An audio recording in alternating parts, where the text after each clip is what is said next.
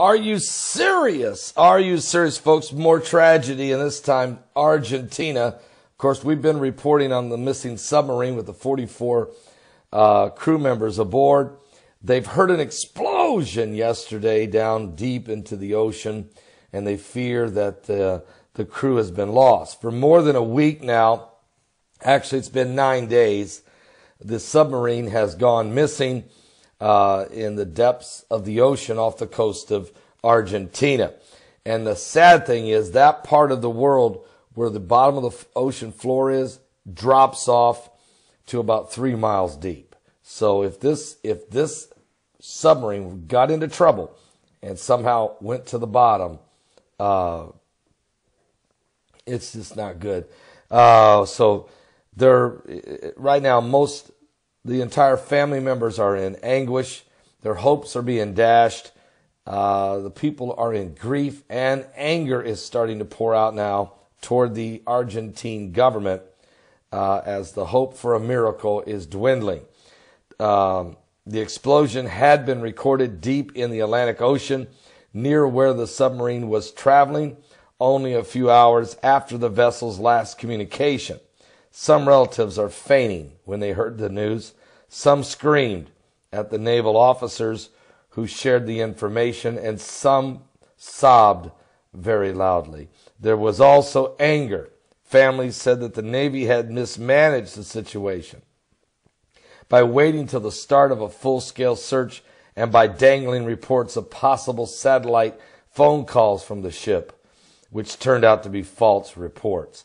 Perhaps worst of all, they said Argentina had let its military degrade to the point of recklessness. And you know what? It's not just Argentina. President Barack Obama has got to bear responsibility for what he did during the 8 years, or I should say what he didn't do during the 8 years that he was president. He led our Navy. And it wasn't just, look, no upgrades, no keeping up with the technological advancement, cutting the personnel down to hardly anything. Folks, what we were witnessing was a transfer of resources from our military to activism.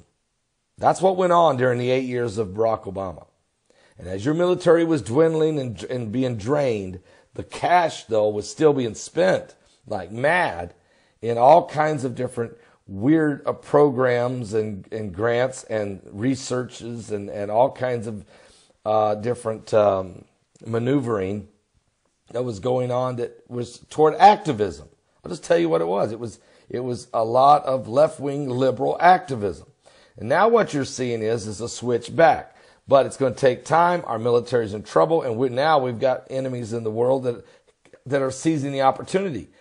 And just like what we witnessed with Kim Jong-un and what we've been watching in North Korea. But it's not just North Korea. I mean, we left all that hardware in the sand. ISIS became a reality. They weren't a JV team. They were murderers, and they put their murdering efforts a lot toward non-believing Arabs and Christians for sure, and some minority groups like the Yiddies. So it's just an ugly time. Argentina is experiencing what we are experiencing, and it's going to take some time to fix it. Our Navy has crashed its boats. Planes are crashing. Helicopters are going down. I want to report on the helicopter that went down, the plane that went down off the coast of Japan. We did save 8 of our sailors, but it looks like 3 we can't find. And so our hearts are broken for them, just like the Argentina people are broken for their 44 members of this submarine that is apparently lost on the bottom of the ocean. Give your life to Jesus Christ. We're living in sad times. We're living in dangerous times, but we're living in the end times. I'll be back with more current world events and how they relate to biblical prophecy.